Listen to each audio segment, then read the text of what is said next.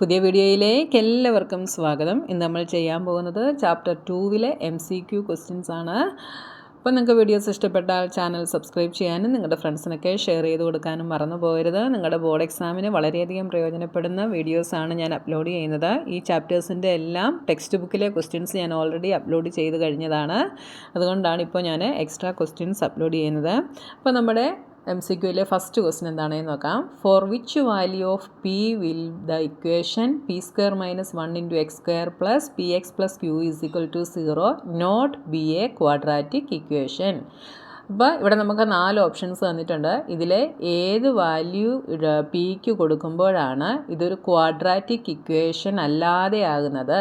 Not be a quadratic equation എന്നാണ് question നിങ്ങൾ ശ്രദ്ധിച്ച് വായിക്കുക. അപ്പോൾ ഈ തന്നിരിക്കുന്നതിൽ ഏത് വാല്യൂ കൊടുക്കുമ്പോഴാണ് ക്വാഡ്രാറ്റിക് ഇക്വേഷൻ അല്ലാതെയാകുന്നത്? അപ്പം നമ്മുടെ ക്വാഡ്രാറ്റിക് ഇക്വേഷൻ്റെ ഫോം എന്താണ്? ax² + bx + c = 0. ഇതാണ് നമ്മുടെ ക്വാഡ്രാറ്റിക് ഇക്വേഷൻ അല്ലേ? ക്വാഡ്രാറ്റിക് ഇക്വേഷൻ്റെ ജനറൽ ഫോം.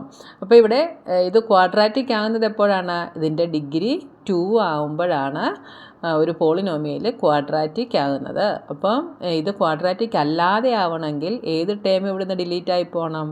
ഈ x² വരുന്ന ടേം ഡിലീറ്റ് ആയി പോകണം. അപ്പോൾ നമ്മൾ ഈ പിക്ക് ഏത് വാല്യൂ കൊടുക്കുമ്പോഴാണ് അങ്ങനെ സംഭവിക്കുന്നതെന്ന് നോക്കണം. അപ്പോൾ ഇവിടെ എന്താണ്? p² - 1 × x² ആണ്. അപ്പോൾ പിക്ക് 1 കൊടുത്താൽ എന്ത് സംഭവിക്കും? 1 കൊടുത്താൽ 1² - 1 ദാറ്റ് ഈസ് 1 - 1 = 0. അപ്പോൾ 1 കൊടുത്തു കഴിഞ്ഞാൽ ഈ ടേം 0 ആയി പോകും അല്ലേ? ഇനി അടുത്തത് -1 കൊടുത്താലോ? -1 കൊടുത്താൽ -1² - 1 എന്നാവും.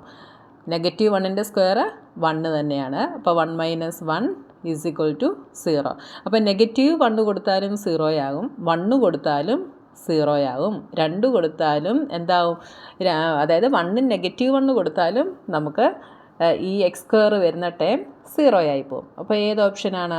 ഇവിടെ 1 കൊടുത്താലും പോവും, -1 കൊടുത്താലും പോവും. അപ്പോൾ നമ്മുടെ ഓപ്ഷൻ സി നോക്കിയേ, ബോത്ത് എ ആൻഡ് ബി അല്ലേ? അപ്പോൾ നമ്മുടെ ഓപ്ഷൻ എന്താണ്?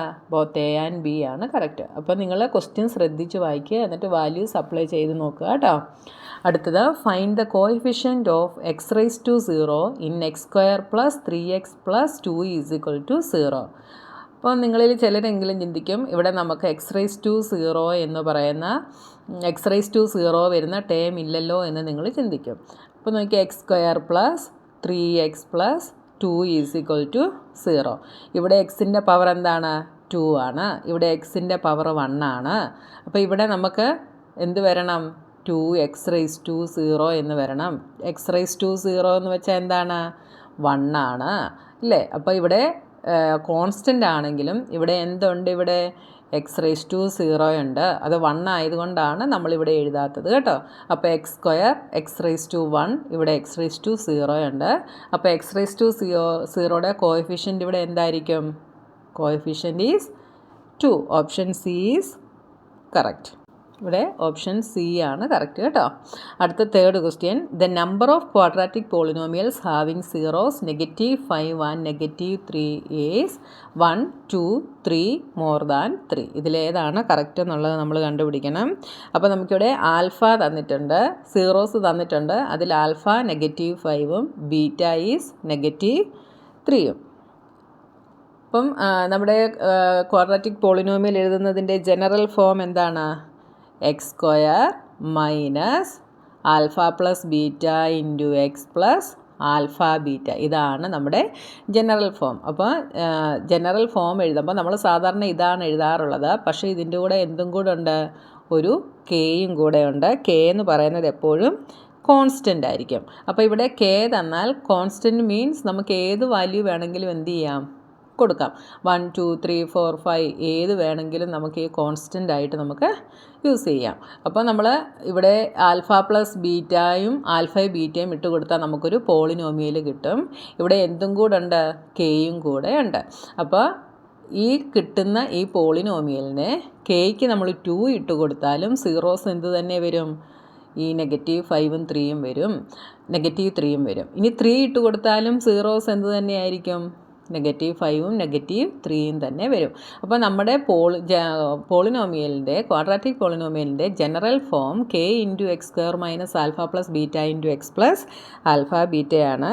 അതുകൊണ്ട് ഇവിടെ -5ഉം -3ഉം സീറോസ് വരുന്ന ക്വാഡ്രാറ്റിക് പോളിനോമിയൽ ഒന്നിൽ കൂടുതൽ ഇവിടെ ഉണ്ടാകാം. അതായത് മോർ ദാൻ 3 ഉണ്ടാകാം.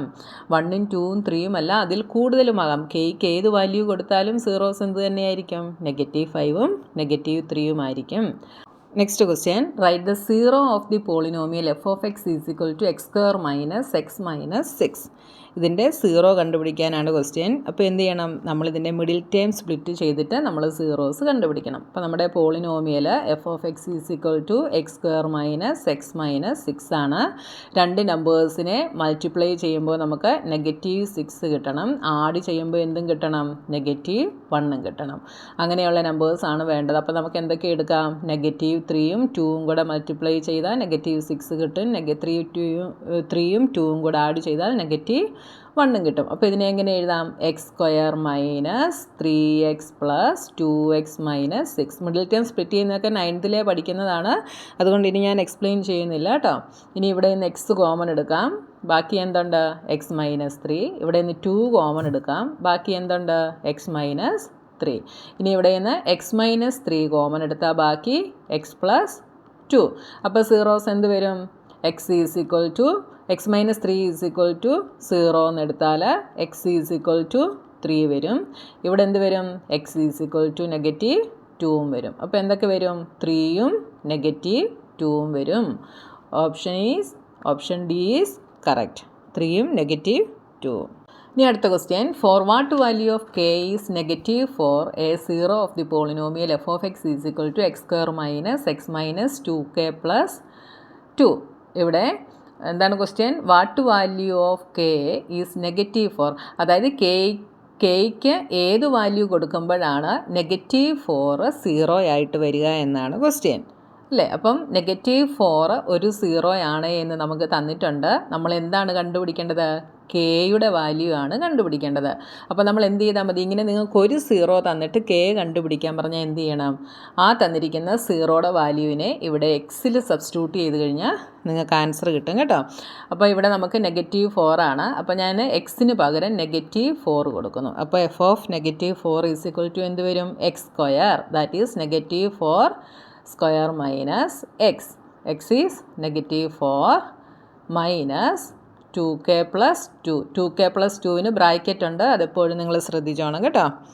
-4² ഈസ് 16. ഈ മൈനസും കൂടെ പ്ലസ് ആവും. ഇനി ഞാനിവിടെ ബ്രാക്കറ്റ് ഓപ്പൺ ആക്കുന്നു. ഓപ്പൺ ആക്കുമ്പം 2k - 2 എന്നാവും. 16 + 4 20. 20 - 2 18. 18 - 2k = 0. ഇവിടെ =0 ഉണ്ട് കേട്ടോ. അപ്പം 2k ഞാൻ ഇപ്പുറത്ത് കൊണ്ടുവരുന്നു. അപ്പോൾ എന്താവും? 18 = 2k.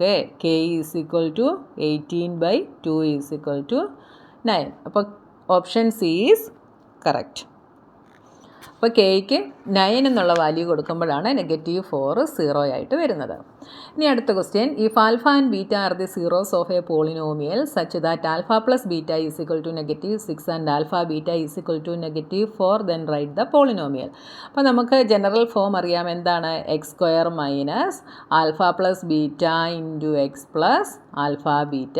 അപ്പോൾ നമുക്ക് ആൽഫ + ബീറ്റ ആൽഫ ബീറ്റയും തന്നിട്ടുണ്ട്. അത് നമ്മളിങ്ങോട്ട് സബ്സ്റ്റിറ്റ്യൂട്ട് ചെയ്യുന്നു. x² - alpha + beta is -6 × x + alpha beta is -4. അപ്പോൾ എന്ത് വരും? x² മൈനസും കൂടെ പ്ലസ് ആവും. +6x - 4. ഏതാണ്? Option B is correct. അപ്പോൾ ബാക്കി ക്വസ്റ്റ്യൻസുമായി നമുക്കിനി നെക്സ്റ്റ് വീഡിയോയിൽ കാണാം.